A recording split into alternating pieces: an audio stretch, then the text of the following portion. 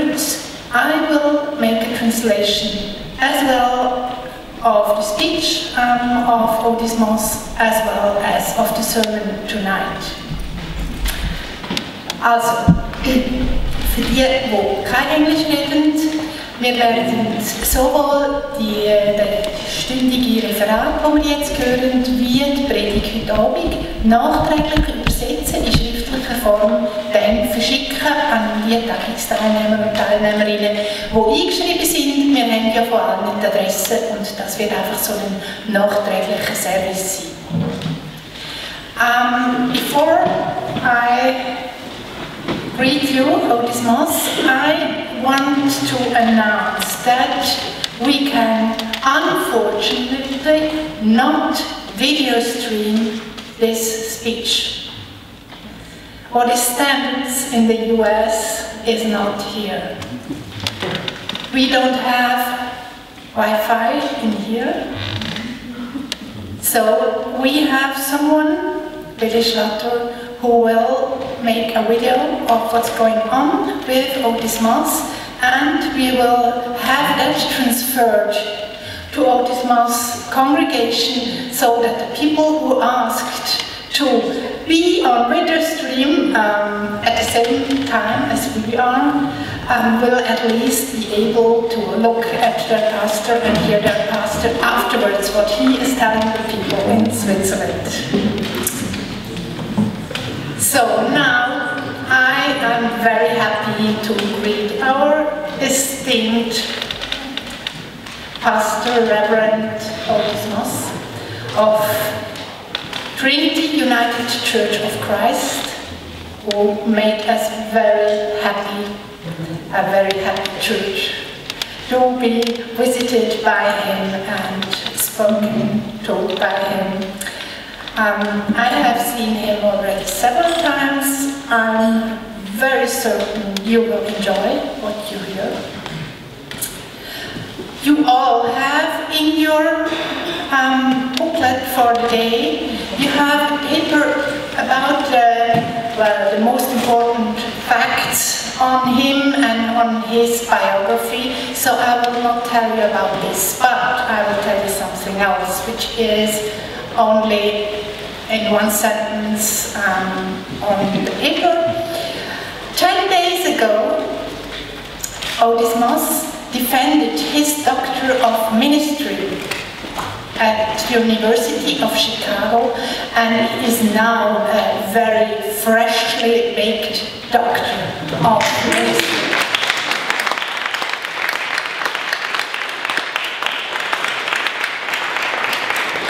So, I give over and let you talk.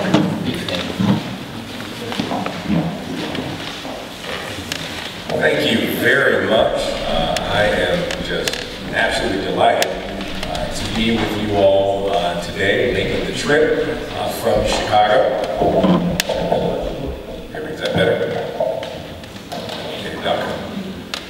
To make this trip from Chicago here, and it is an absolute honor to be with you. I'll do my best to give you just a little bit of German that I know. Guten Tag. And wie geht tus Ihnen? So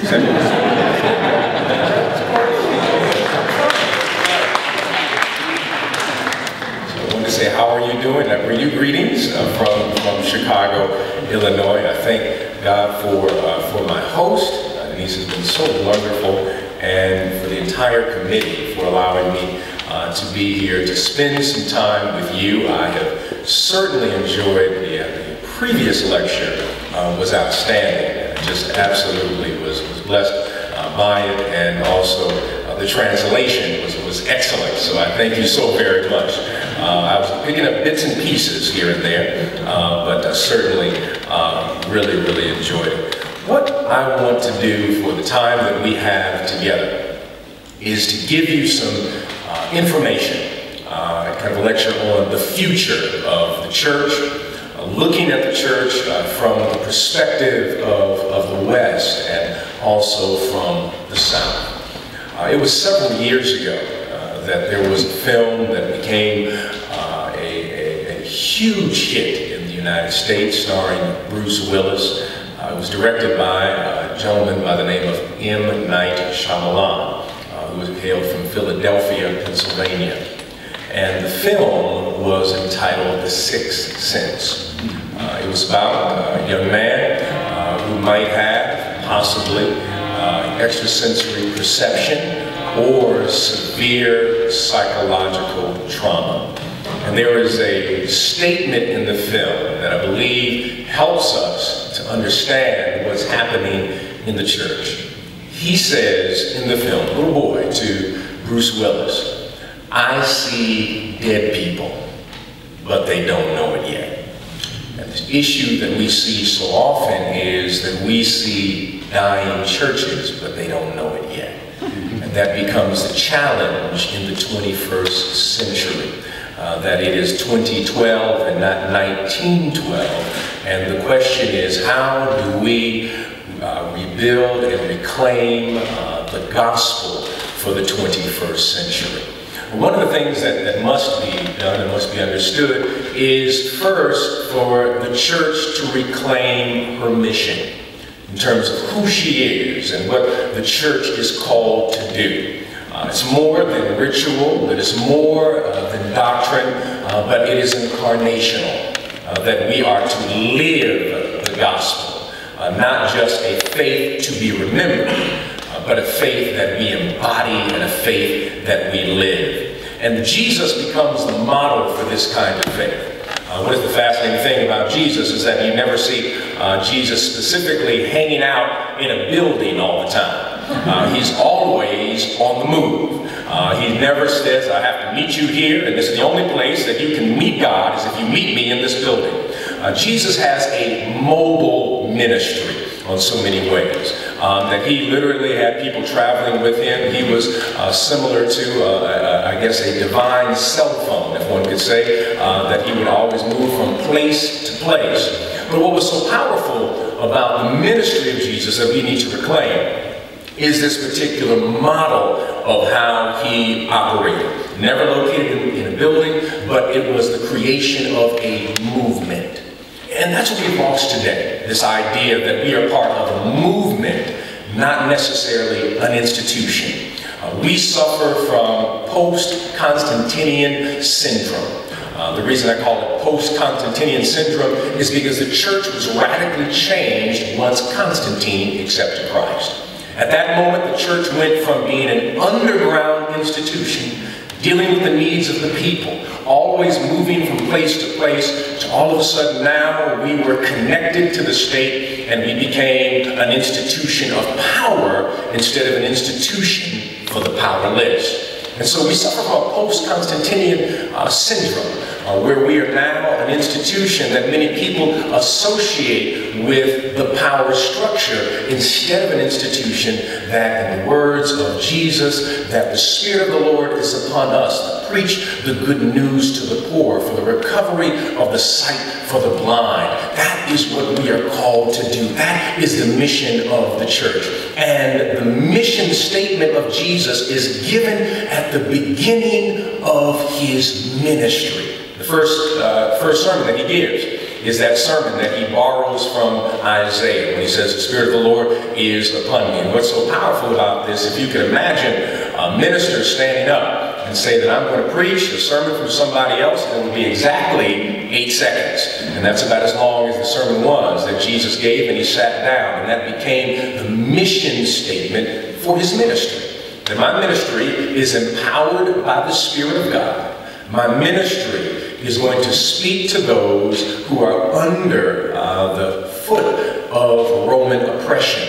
That I'm going to speak about what is happening in their lives, but I'm also going to connect that spiritually so that they are connected to the divine power that flows from God. And so what he does, what is so fascinating in terms of this, is that how he calls people to ministry. He doesn't have anybody fill out a form.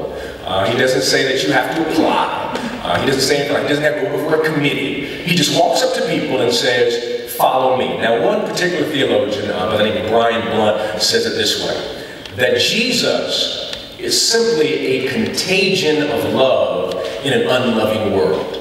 that when people get connected to Jesus, connected to Christ, all of a sudden the viewpoint shifts. Instead of looking at the world through the eyes of Kaiser, they look at the world through the eyes of God, where they are now fully human. And this movement begins to expand. So one fisherman, James and John, and Simon and his brother Andrew, they drop what they're doing and they decide to follow Jesus. Now there's a different way of looking at this call story in Mark in a very radical way. Now normally we like to look at it like, isn't this nice? They decided to follow Jesus. It's so cute. We tell it in a very cute way. But another way to look at it is the radical, revolutionary, and nonviolent and loving way that this is presented. Here comes Jesus, showing up out of nowhere, and starts talking to these young men who are fishing. The first group of young men, Simon, Peter, and his brother Andrew, they're fishing by the sea. They don't have a boat. They're just throwing their nets out. And Jesus says, "Follow me." They put down their nets and decide to follow. The second group is James and John. James and John are trust fund babies.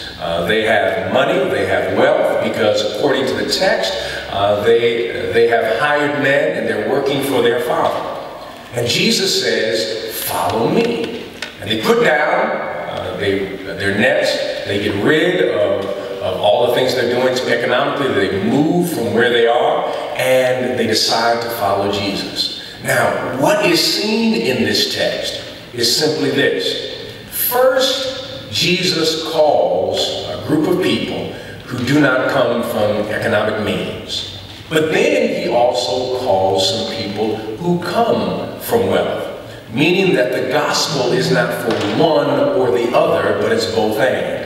And they're willing to give up what they have to follow Jesus. Now, the radical nature of this is he says, "I will make you fishers of men." Now, what we do theologically that we miss out on is what is really being stated, that there is a subtext in that text.